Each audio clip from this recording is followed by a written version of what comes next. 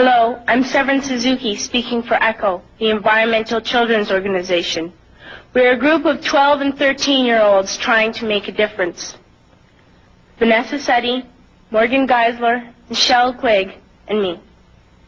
We've raised all the money to come here ourselves, to come 5,000 miles to tell you adults you must change your ways. Coming up here today, I have no hidden agenda.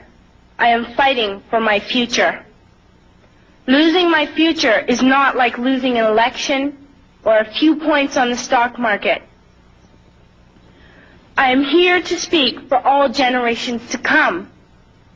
I am here to speak on behalf of the starving children around the world whose cries go unheard. I am here to speak for the countless animals dying across this planet because they have nowhere left to go. I am afraid to go out in the sun now because of the holes in our ozone.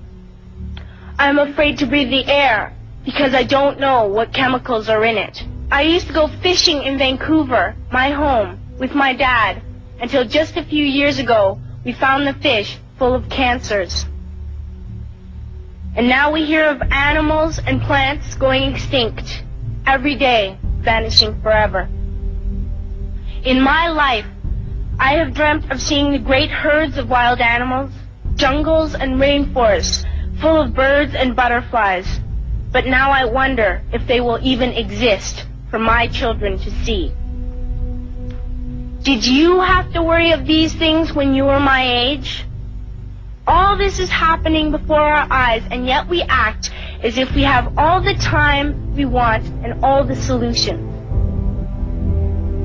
I'm only a child, and I don't have all the solutions. I want you to realize, neither do you. You don't know how to fix the holes in our ozone layer. You don't know how to bring the salmon back up in a dead stream. You don't know how to bring back an animal now extinct. And you can't bring back the forest that once grew where there is now a desert. If you don't know how to fix it, please stop breaking it.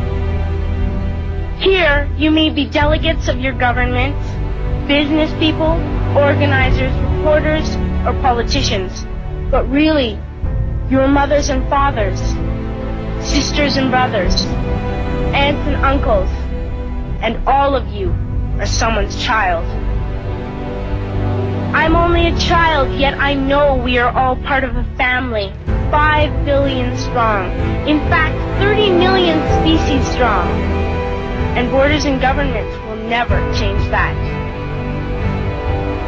I'm only a child, yet I know we are all in this together and should act as one single world towards one single goal.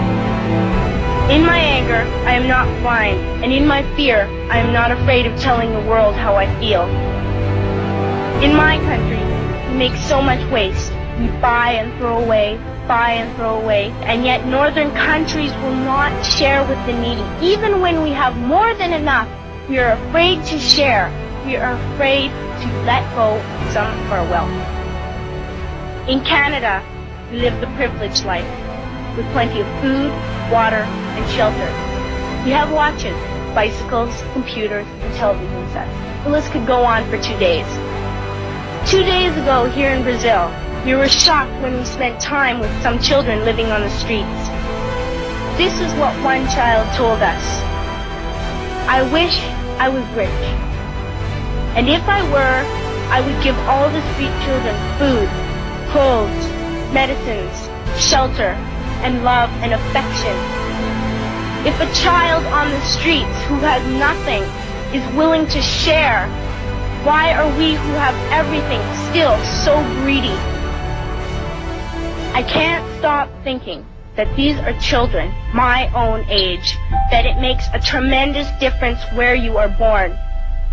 That I could be one of those children living in the favelas of Rio. I could be a child starving in Somalia, or a victim of war in the Middle East, or a beggar in India. I am only a child, yet I know if all the money spent on war was spent on finding environmental answers, ending poverty, and finding treaties what a wonderful place this earth would be.